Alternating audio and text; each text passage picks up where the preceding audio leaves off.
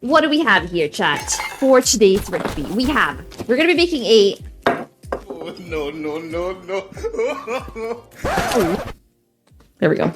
If you ask yourself why we have a clock up here, it's because we're currently on stream doing a subathon, which means that we've been streaming many hours, many days in a row. This is the third day that we're on at the moment, and we've been doing cooking streams as part of that. So today we're making nacho plates. Basically, it's going to be a super duper mega simple version that anyone can whip up, you know. It's going to consist of nachos. We've got minced meat, which we're basically just going to fry with taco spices, which here you can buy these like packs of taco spices, which is basically cumin. There's like a few other things in here, but it's mostly like the flavor of cumin. We're going to fry that, and we're going to add some kidney beans.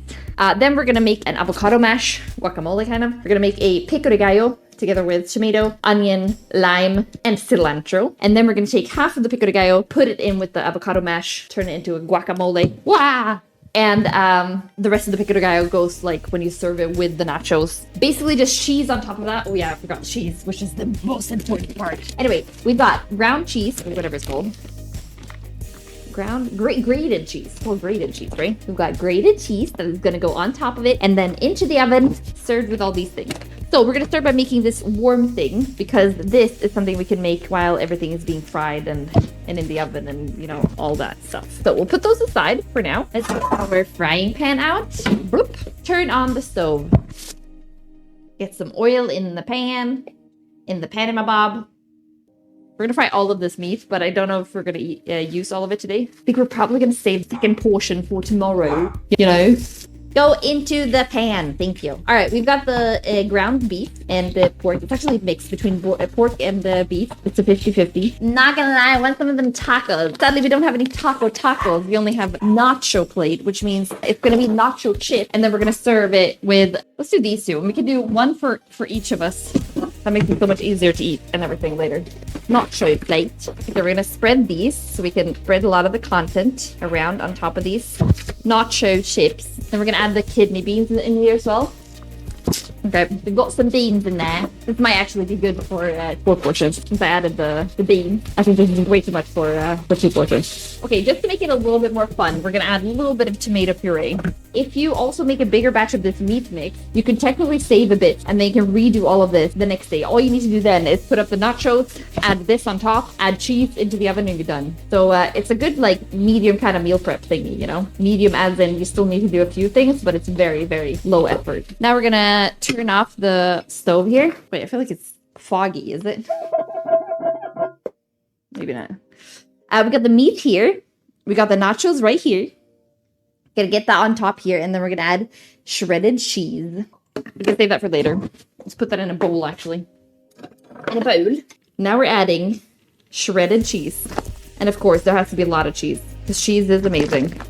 All right, so here we've got one without cheese and one with cheese. This one's obviously also getting cheese, but I just wanted to show you what it looks like with the nachos and the mash thingy. And then it gets cheese, and then it's going into the oven. And then we're gonna serve this with pico de gallo and guacamole. Whoop! Okay, time for the second one. Okay, now we're gonna put these in the oven. Hopefully both of these fit next, like side by side. We'll see though. I've never tried this. Perfect. All right. We're gonna give it a few minutes. In the meantime, we are gonna make some mayo and nacho or guacamole.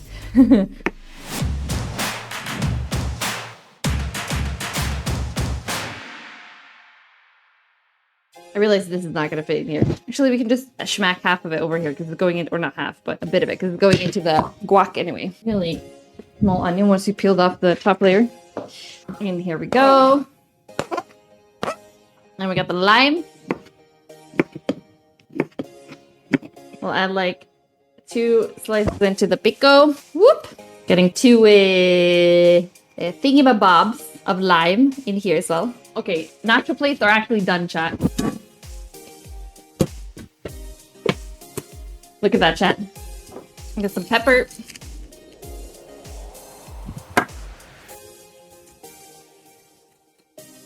I cannot be arsed to use ground for the guacamole. I cannot be arsed to use ground pepper because that one is so weak. It takes 500 years.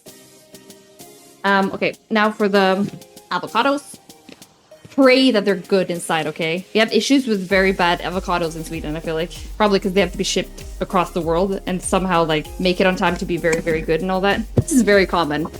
Very, very, very common, getting avocados like this. I can't wait for the avocado subscription to come back. Look, this is a like rather good one. It's good enough. It's not like I'm throwing away several dollars of avocados just because they don't look perfect. That was a really bad avocado though. Sad. You know, like getting a really good avocado in Sweden is like, it literally feels like you're winning a lottery. It's like, oh my God. It's like something you might tell your friends at work, you know, or your friends in general. Hey Hannah, I got perfect avocados today. Okay, so here we go. We're gonna be mixing this a little bit. If this one turns on. Maybe, maybe not. No? Has the switch gone? Okay, I'm gonna have to try a few other outlets. Oh, could that be why my water boiler has not been working? Because these outlets aren't working? Maybe this one isn't working either. Yeah, Jesus Christ. I'll have to use the outlet on the floor. Hang on. I'll be out here and I'll mash it via this wall outlet over here in the living room. Hang on. Well, that explains why the freaking kettle hasn't been working. I was also gonna add some garlic to the wok. Getting the cilantro, which is the best part, chat. The cilantro is amazing. I love cilantro, by the way. And then the rest of it goes into the guac. Cilantro is actually one of my favorite herbs. It is so goddamn yummy. And we're basically done. Now we're somehow gonna try and get this off this oven plate thingy and off to this wonderful plate here. It doesn't look as yummy when you serve it like this. Everything goes to shit on the plate. Oh well. And then we're gonna add the avocado mix or the guac. Guac. Boom. So good. And then we've got pico de gallo. Should we spread it or should we put it in a nice little pile? Let's put it in a nice little pile. Pico de gallo on the floor. Pico de gallo on the floor. More pico de gallo on the floor. And we're done. Let's put it over here for some pictures. Here is the Nacho plate. All right, now we're gonna eat. Okay, let's try this, chat.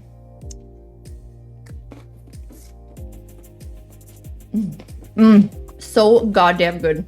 So simple, but so good. This is so goddamn good. I would like to rate this a 10 out of 10.